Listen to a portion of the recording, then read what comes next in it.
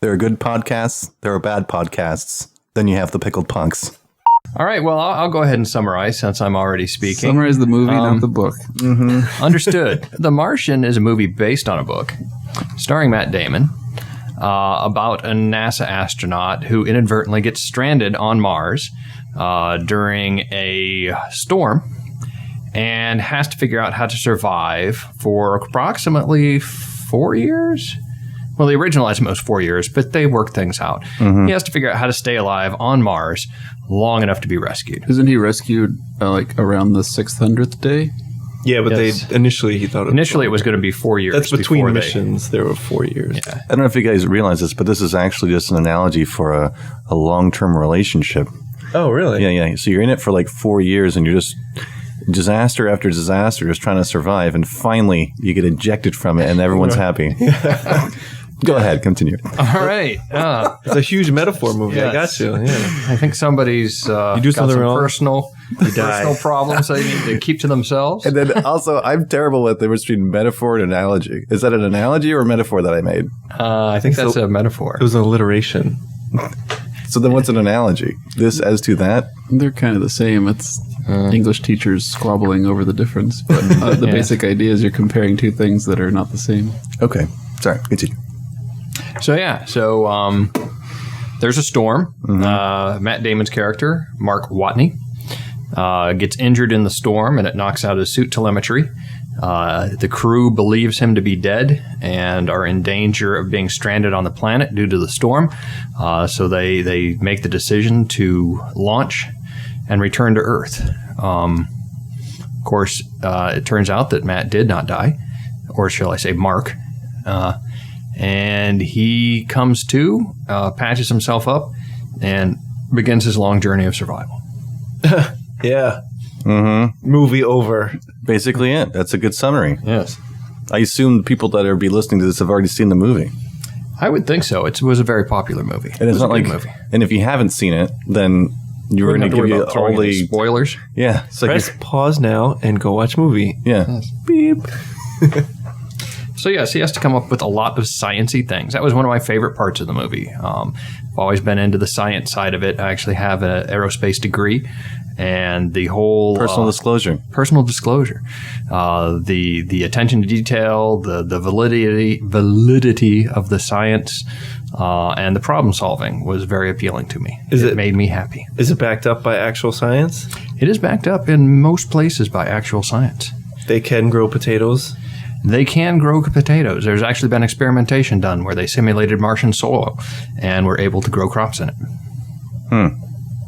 Well, the biggest thing that I thought was the problem with growing potatoes was the bacteria that would be generated in the soil that would make nutrients would be void in the atmosphere of Mars. It is void in the atmosphere of Mars. Oh. However, he mixed it with human poop. That's right. Because their recycling program, one of the things that they do, even when they're currently launching probes to Mars, the different rovers that they send to Mars, they try to make them as sterile as possible because Mars is a pure environment and you don't want to introduce Earth microbes into it because then you have the potential that if there is some type of bacterial life on Mars, actually causing the extinction of that life. So NASA is very careful about making sure they don't inadvertently send microbes. There's a term for that, right? I'm sure there is. I'm not sure what it is. I don't know. Like when you go through customs and you can't bring bananas? Yeah. Kind of like that. That's the term. Going through customs with bananas. The difference is what NASA would do is take that banana and vacuum seal it into a aluminum pouch and then store it and then bring it back with them. Aluminium. Yes. So yes, he used that material, the human biological material, and in the movie, he basically just mixed it with some water, put a lump of poop down there, and put a potato on top of it. You say potato. It grew miraculously. In the book, Was it really miraculously? This is science, I thought. There was some science to it, but it wouldn't have worked out that God way. intervention. In the book, he went through a long series of mixing the organic materials, letting the bacteria grow, and then remixing them and cutting it and remixing them. And it went over a long process. He spent, in the book, I believe it was almost a month, developing the soil and allowing the bacteria to grow before he was able to actually start growing potatoes. Thus, it was much more crushing when the seal failed and the air came in and froze everything and killed off all the bacteria he had spent months growing. I don't think seals released an album in quite a long time. So how could it really fail? I mean, maybe they have failed. I just haven't noticed. His face is pretty fucked up. Did you know when it's on? Sorry. Okay, that introduced a short burst of silence. Yeah. I have a question. Okay, hit me. In the movie, this is not on the list, Brian. I apologize. Okay. They kept referring to souls, right, as the days. Yes. That's right. But that's not like a defined unit of measure, right? Like a day on Earth is different than a day on Mars. It's an orbit around the sun, right? Yes. So is it longer or shorter? Like how? What?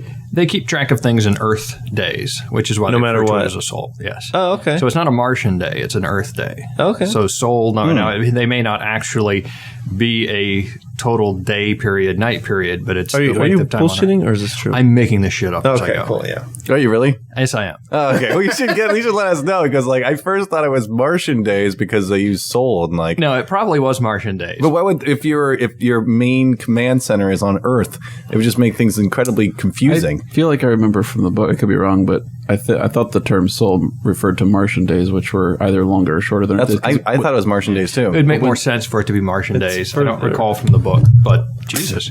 when they were on Did you guys feel the wind? Yes, that was. I think might the whole room shook. when they were on the Hermes, the main craft. Yes. When the crew was talking about whether or not to go back and rescue him, they used the term days. They said it was under 570 days. So I think the term soul only applies on the planet of Mars. That makes sense. Asked and answered. I wonder how many times Jim has just bullshitted his way through something with us not knowing. You probably don't want to know. It is Jim, right? That's your name? As far as you know, yes. I am a connoisseur of the bullshittery. Yeah. I found that as long as you speak in a commanding tone, keep eye contact, and believe in what you're saying, it doesn't really matter if it's the truth. That's true. And if the person hears it as truth, then whatever. Yes. Now, sometimes you may end up speaking to someone who has more knowledge on that item than you, but if you're really good, they'll believe you. They'll change their minds. Jesus, all those years of school and I was wrong.